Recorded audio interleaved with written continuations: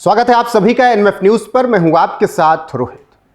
लखनऊ का लुलु मॉल, जिसमें काम करने वाली एक हिंदू लड़की जिसके साथ दरिंदगी हुई और आरोप सुपरवाइजर मोहम्मद फराज पर। अब इसके बाद गिरफ्तारी हुई, बवाल मच गया है। लेकिन पूरा मामला क्या है विस्तार से बताएंगे। साथ ही आपको बताएंगे कि जब से लुलु मॉल लखनऊ में खुला उससे कौन कौन से विवाद जुड़े हैं। तो खबर आपको विस्तार से बताएं किस तरीके से उत्तर प्रदेश के लखनऊ में ये विवाद निकल कर सामने आया है, जहां पर लुलु मॉल में कैश सुपरवाइजर के पद पर तैनात आरोपी फरहान उर्फ फराज को लखनऊ पुलिस ने अपनी सहकर्मी से दरिंदगी करने के आरोप में गिरफ्तार कर लिया है। लड़की ने आरोपी फराज पर कोल्ड ड्रिंक में नशीला पदार्थ पिलाकर रेप करने और धर्म परिवर्तन का मानसिक दबाव बनाने का आरोप लगाया। अब इसके बाद उत्तर प्रदेश में लुलु मॉल के खिलाफ एक बार फिर से आवाज़ उठने लगी है।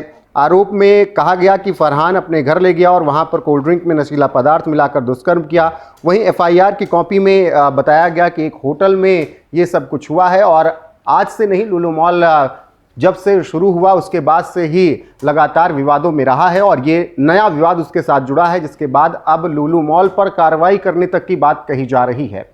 वहीं सोशल मीडिया पर भी लगातार अब लोग लुलु मॉल को लेकर प्रतिक्रियाएं दे रहे हैं और कह रहे हैं कि जो धर्मांतरण का खेल मॉल के सहारे चल रहा है इसे रोका जाना चाहिए। और तमाम तरीके के आरोप लुलु मॉल पर लगाए जा रहे हैं क्योंकि मामला उत्तर प्रदेश का है और उत्तर प्रदेश की राजधानी लखनऊ का है। सोशल मीडिया पर लोग क्या कुछ लिख रहे हैं वो भी आपको बता देते हैं। जैसे एक यूज़र ने लिखा, लखनऊ के लुलु मॉल के सुपरवाइज़र मोहम्मद फराज ने हिंदू युवती के साथ दरिंदगी की। फराज बोला, मॉल में काम करना है तो इस्लाम कबूल करो। फराज ने अश्लील वीडियो बनाए, सिगरेट से दागा। एफआईआर दर्ज हुई है। फराज को इसके बाद गिरफ्तार भी कर लिया गया है। एक दूसरे यूज़र ने लिखा, लखनऊ लुलु मॉल में काम करने वाली लड़की ने एक मैनेजर पर एफआईआर दर्ज कराई। मारपीट, सिगरेट से दागने के सेक्सुअल हैरेसमेंट के साथ बड़े पैमाने पर धर्म परिवर्तन के भी आरोप लगाए हैं। ऐसा सोशल मीडिया पर लगातार दावा किया जा रहा है और इस तरीके से पोस्ट आ रही हैं, ट्वीट हो रहे हैं।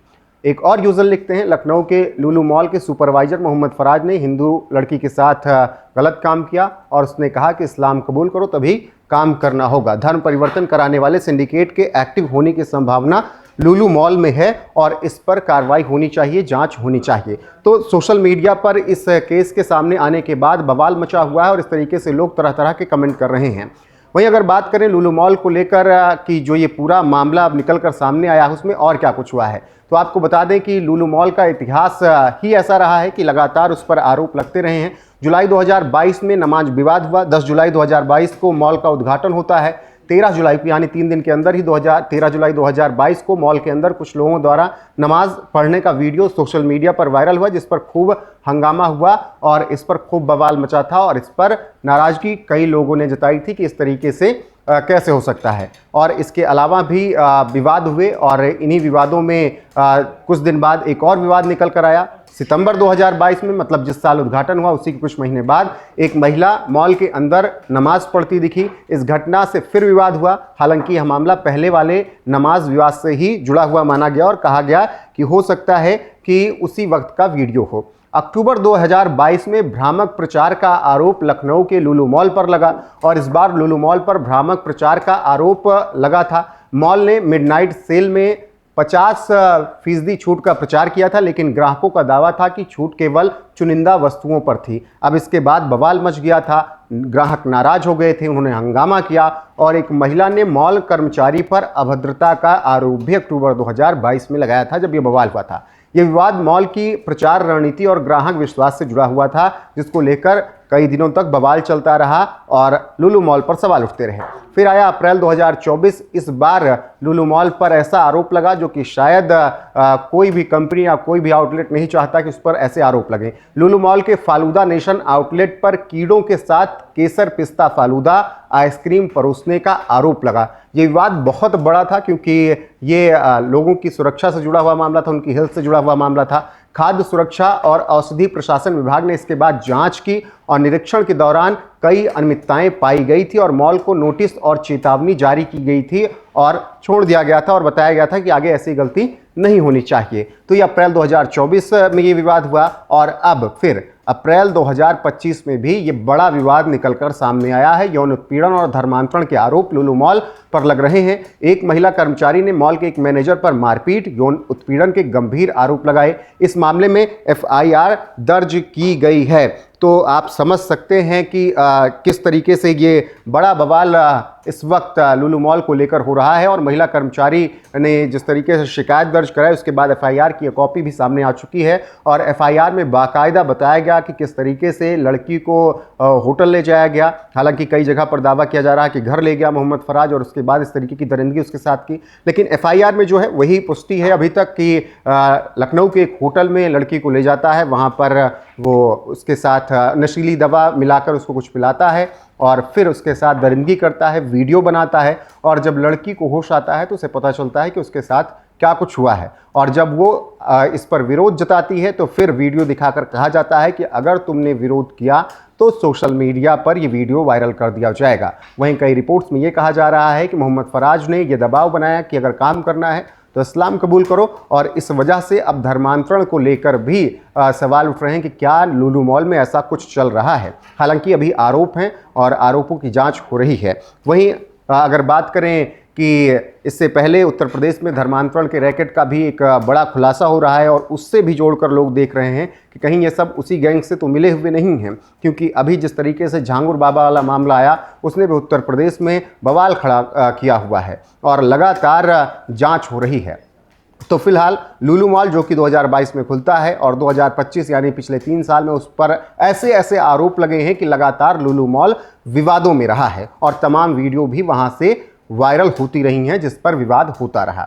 बहरहाल अगर और आपको विस्तार से खबर बताएं तो आरोपी फरहान द्वारा युवती के साथ रेप के बाद अब तमाम हिंदू संगठन ऐसे हैं जिन्होंने इस पर जांच करने की मांग कही है कि केवल दरिंदगी के ही मामले में जांच नहीं होनी चाहिए, इसके अलावा धर्मांतरण का रैकेट क्या चलता है लुलु मॉल के अंदर और उसकी भी जांच की जानी चाहिए। क्या वहाँ पर हिंदू लड़कियाँ सुरक्षित नहीं, इसकी भी जांच होनी चाहिए और क्या वाकई में इस्लाम कबूल कराने के लिए दबाव बनाया जा रहा है, इसकी भी जांच होनी चाहिए। तो ये तमाम इस वक्त लुलु मॉल पर जो आरोप लग रहे हैं उसकी जांच होगी और जांच में ही निकल कर सामने आएगा कि क्या कुछ हुआ है। फिलहाल लुलु मॉल के सुपरवाइजर फरहान ने हिंदू लड़की के साथ दरिंदगी की, ऐसी खबरें हैं और एफआईआर दर्ज हो चुकी है, जिसके बाद मोहम्मद फरहाज को गिरफ्तार कर लिया गया है और पुलिस पूछताछ कर रही है। बाकी अब इस पर विवाद हो रहा है, तमाम बयान भी आ रहे हैं, हिंदू संगठनों ने इस पर कड़ी कार्रवाई की मांग की है। उन बयानों के साथ आपको छोड़े जाते हैं। बाकी बने रहिए हमारे साथ, हर एक अपडेट आपको यहाँ पर मिलती रहेगी लगातार। नमस्कार। बात फिर से लुलु नाम का जो मॉल है वो विवादों में है। जैसा कि मैंने पहले आरोप लगाया था ठीक उसी प्रकार से फराज नाम का व्यक्ति जो लुलु मॉल में सुपरवाइजर है वो अयोध्या का रहने वाला है। एक हिंदू युवती का उसने बलात्कार किया, वीडियो बनाया, उसको मारा पीटा, सिगरेट से दागा और वीडियो को वायरल करने के नाम पर उसका गहना उसका पैसा सब लूट लिया। और यहाँ तक कि युवती ने जो के द्वारा जो पता चला है वो कि कई और ऐसी हिंदू लड़कियां जो वहाँ काम करती है उनका वहाँ लगातार शोषण चल रहा है। ये पीड़िता का वहाँ पर आरोप है। अब आप सोचिए कि जो हमने पहले कहा था कि लुलु नहीं, ये लुलु मॉल सनातनियों लड़कियों के लिए ये जो है अपराध का केंद्र है। ऐसे मॉल को उत्तर प्रदेश पे तमाम जगह जमीनें क्यों दी जा रही हैं? किस प्रकार से इनके जो काम करने वाले यहाँ पर 70% लड़के और 30% हिंदू लड़कियों की भर्ती इसीलिए की जाती है। केरल में भी इनके यहाँ यही हुआ और लखनऊ में भी अब इनके पाप धीरे धीरे निकलने लगे। इनका असली काम है स्लाटर हाउस का, जो वहाँ पर गौवंशों की तस्करी करना और उनको उसका व्यापार करना, ये सब उनका काम है और हिंदू लड़कियों का लगातार ये शोषण इनका होता रहता है। तो अब इस लड़ाई को आगे हम लोग बढ़ाएंगे।